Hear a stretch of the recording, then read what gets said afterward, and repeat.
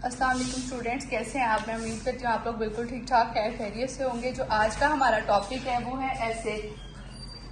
इसमें आज हमारे बेसिक जो रीज़न है ऐसे स्टार्ट करने की वो ये है कि हमारे पास अभी पीटीबी की टेक्स्ट बुक अवेलेबल नहीं है, क्योंकि अभी तक हमारे पास मार्केट में बुक अवेलेबल नहीं है। हमारे पास बुक है जो सी वो सॉफ्ट फॉर्म में है, तो बच्चों के पास बुक्स नहीं है, तो इसलिए हमने ये कहा कि बच्चों का टाइम वेस्ट ना हो और ज़्यादा तो हम ग्रामर के पोर्शन को कवर कर लें। ऐसे जो जोन से वो आपके 15 मार्क्स के आते हैं आपके बोर्ड के पेपर के अंदर। फर्स्ट ईयर के अंदर आपकी 15 मार्क्स की एप्लीकेशन आती थी, सेकंड ईयर में अब आपकी 15 मार्क्स की एप्लीकेशन नहीं है, आप 15 मार्क्स का ऐसे है।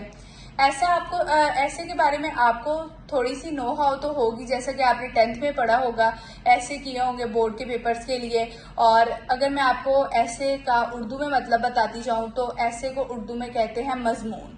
ये होता है जी मजमून निगारी, कि किस तरह से आप मजमून निगारी करते हैं। अब हमारा मेन कंसर्न है कि आप सबको पता होना चाहिए कि व्हाट इज ऐसे, एक ऐसे होता क्या है। एन ऐसे is an expression of thoughts, एक जो ऐसे होता है वो अपने ख्यालात का इजहार होता है, which are arrange in an orderly manner, जिनको एक तरतीब के साथ, एक बहुत अच्छी सी तरतीब के साथ बताया जाता है, आपके ख्यालात का इजहार किया जाता है एक तरतीब के साथ। इट में ऑल्सो इंक्लूड इंफॉर्मेशन, इसमें शामिल होती हैं मालूमात, डिटेल डिस्क्रिप्शन, तफसीली बयान, नॉलेज, इल्म ऑफ एनी सब्जेक्ट मैटर, किसी भी मौजू के ऊपर आपको इल्म, तफसीली बयान और मालूमात का इजहार करना होता है एक ऐसे के अंदर। लेट्स सपोज मेरी अगर फेवरेट बुक के बारे में मैं एक ऐसे लिखती हूँ, तो मैं कहती हूँ मेरी जो फेवरेट बुक है ना वो है इंग्लिश की बुक। तो जब मैं अपनी फेवरेट बुक के बारे में लिखूंगी तो आप लोग को तो नहीं आइडिया होगा कि मेरी फेवरेट बुक कौन सी है। जब आप लोग वो ऐसे पढ़ेंगे मेरा, या फिर आप लोग मेरी थिंकिंग के बारे में पढ़ेंगे, मेरी इंफॉर्मेशन के बारे में पढ़ेंगे, तो आपको नॉलेज होगा कि क्यों मेरी फेवरेट बुक इंग्लिश है और मैंने इंग्लिश को ही क्यों चूज किया, ना कि मैंने फिजिक्स, केमिस्ट्री, अदर किसी बुक को चूज नहीं किया, मैंने इंग्लिश को क्यों चूज किया। A short formal piece of writing dealing with a single subject, ये एक छोटा सा फॉर्मल टुकड़ा होता है। आप ऐसे को एक बहुत ही ज्यादा फॉर्मल वे के अंदर, ऑथेंटिक वे के अंदर लिखते हैं, ग्रामर्स को फोकस करते हुए लिखते हैं, जो कि किसी भी मौजू के गिर्द होता है। आपकी कोई भी पीस ऑफ राइटिंग है जो कि एक फॉर्मल वे में लिखी जा रही है और एक मौजू के गिर्द रोटेट कर रही है, उसको हम क्या कहेंगे, ऐसे। इट इन्वॉल्व 3 पार्ट्स, इसके कितने पार्ट्स होते हैं, 3 होते हैं। आपने अगर उर्दू में भी मजमून निगारी की होगी तो उसके 3 ही पार्ट्स होते थे, जिसमें पहला पार्ट होता था तारुफ, दूसरा होता था मरकजी ख्याल और तीसरा होता था आपका नतीजा।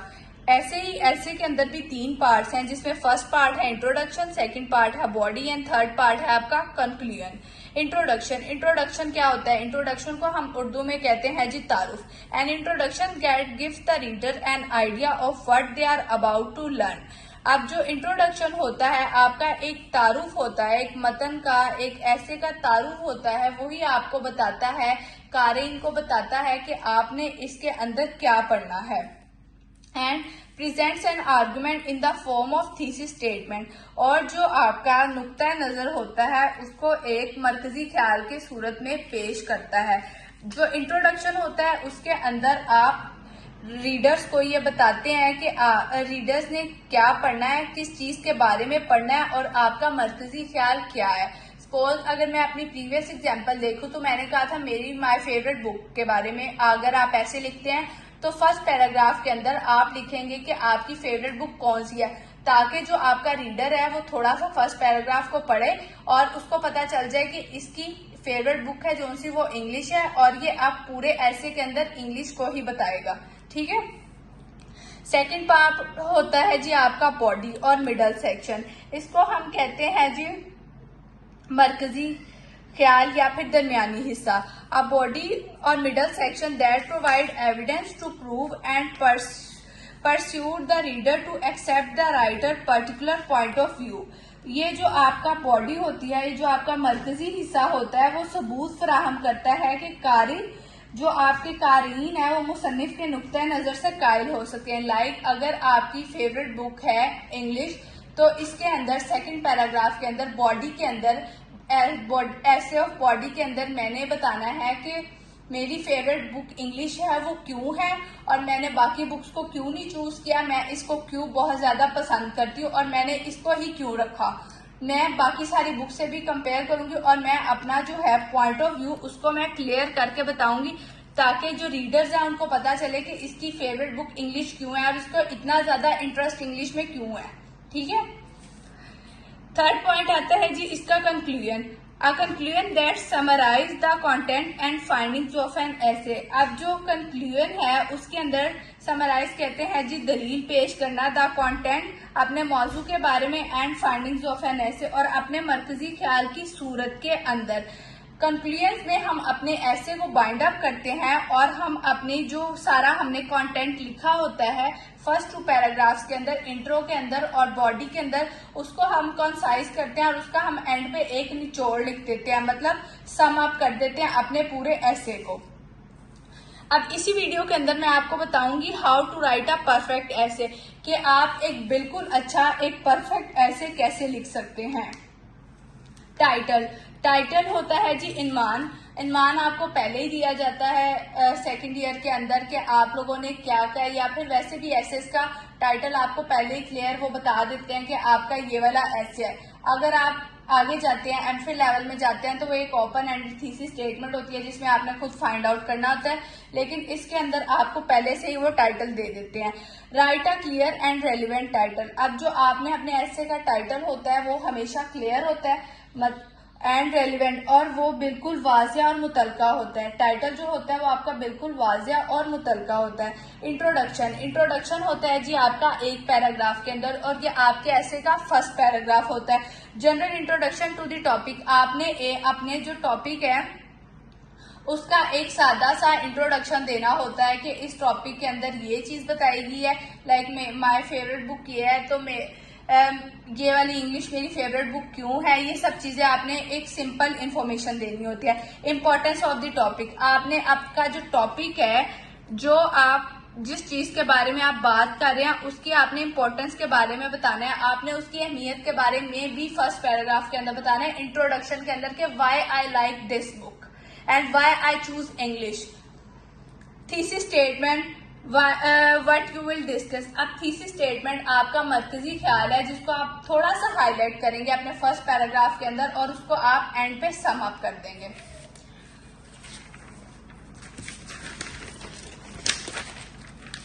सेकंड जो आपका पार्ट आता है वो आपका आता है बॉडी पैराग्राफ। अब आप बॉडी पैराग्राफ के अंदर ईच पैराग्राफ, बॉडी पैराग्राफ के अंदर एक से ज्यादा भी पैराग्राफ्स होते हैं, लाइक जो आपका सेकंड पैराग्राफ स्टार्ट होता है उसमें 3 या 4 पैराग्राफ तो जरूर होते हैं। आपका जो भी पैराग्राफ होगा टॉपिक सेंटेंस, उसके अंदर आपका मेन आइडिया, सबसे पहले जब भी आपने पैराग्राफ स्टार्ट करना है उसके अंदर आपको पता होना चाहिए कि आपने क्या लिखना है, लाइक आपको उस पैराग्राफ का मेन आइडिया के बारे में जरूर पता होना चाहिए। एक्सप्लेनेशन, फिर आपने उस मेन आइडिया को एक्सप्लेन करना है, ब्रीफ करना है फुल डिटेल के अंदर। एग्जाम्पल एंड रीजनिंग, आपने उसी पैराग्राफ के अंदर एग्जाम्पल को मिसाल के तौर पे बताना है और वजह भी बतानी है कि ये वाली चीज अगर आप इस चीज पे ऐसे लिख रहे हैं तो आपने इस पे क्यों लिखा है और इसकी क्या वजूहात वगैरह सब आपने बताना है। Linking sentence to next idea, अब आपने ऐसे लिखते वक्त ये बहुत ज्यादा याद रखना है कि जब आप एक सेंटेंस लिख रहे हैं तो आपका जो एक सेंटेंस है वो आपके प्रीवियस आइडिया के साथ जो आपने ऊपर आइडिया दिया है, यहाँ पे मेन टॉपिक सेंटेंस के अंदर आइडिया दिया है उसके साथ लिंक हो। सपोज अगर आप फेवरेट बुक इंग्लिश लिख रहे हैं तो ये ना हो कि आप यहाँ पे आके अपनी कोई और बुक के बारे में लिख दें, फिजिक्स भी मुझे पसंद है या फिर मुझे केमिस्ट्री भी पसंद है, नहीं, आपने अपने फर्स्ट पैराग्राफ के यहाँ पे टॉपिक सेंटेंस मेन आइडिया के अंदर ही रहना है।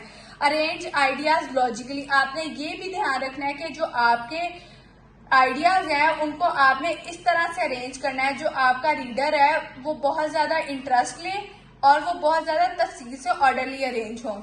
Depend upon the topic include relevant heading such है, अब आपने अपने टॉपिक के अंदर ही रहना है। जो सपोज आपका टॉपिक है माय फेवरेट बुक, या फिर अगर मैं यहाँ पे ले लेती हूँ क्लाइमेट चेंज टॉपिक ले लेती हूँ या फिर मैं वाटर पोल्यूशन टॉपिक ले लेती हूँ, तो इस टॉपिक के अंदर अगर मैंने टॉपिक के अंदर रहते हुए सबसे पहले मैंने डेफिनेशन बतानी है वाटर पोल्यूशन बेसिकली होता क्या है, उसकी मैंने बैकग्राउंड और हिस्ट्री बताना है, लाइक इसकी तारीख में क्या था, इसका बैकग्राउंड था, वाटर पोल्यूशन अब क्यों आ रहा है, मैंने सब कुछ वाटर पोल्यूशन के बारे में बताना है। कॉजेज मैंने इसके असबाब बताने हैं कि वाटर पोल्यूशन की मेन कॉज क्या है, किस वजह से वाटर पोल्यूट हो रहा है, आजकल बाहर पोल्यूशन बहुत ज्यादा है इस वजह से पोल्यूट हो रहा है, मैंने सब कुछ बताना है। इफेक्ट्स जो हमारे वाटर पोल्यूशन के इफेक्ट्स आएंगे कि जिससे बच्चे बीमार हो रहे हैं, बहुत ज्यादा टाइफाइड वगैरह आ रहे हैं, मैंने सारे असरात भी बताने हैं।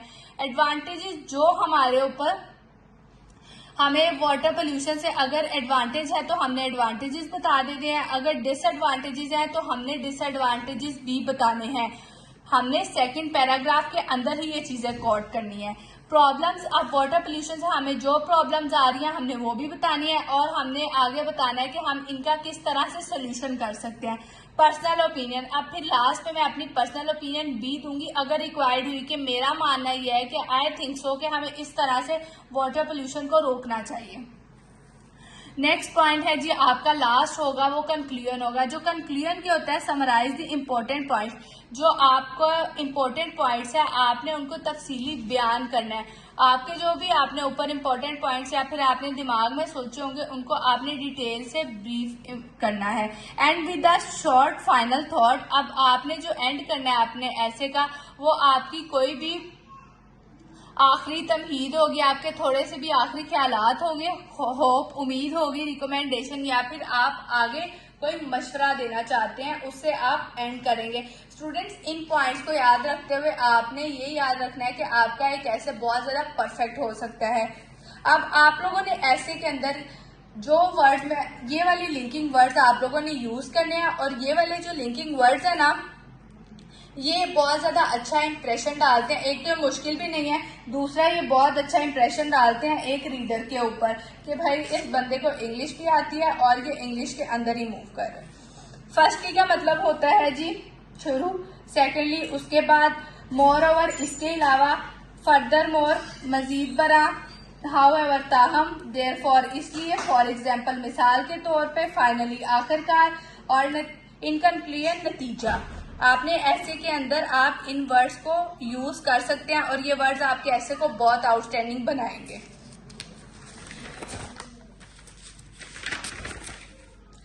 गोल्डन रूल्स फॉर ऐसे, आपको क्या गोल्डन रूल्स दिए जाते हैं एक ऐसे लिखने के लिए। स्टे ऑन द टॉपिक, आपने अपने टॉपिक के ऊपर ही रहना है, आपने कोई इररेलेवेंट बात नहीं करनी। अगर आपकी फेवरेट बुक इंग्लिश है तो आपने एंड तक इंग्लिश को ही लेके चलना है, आपने किसी और बुक को ऐड नहीं करना, आपने किसी और बुक के बारे में नहीं बताना।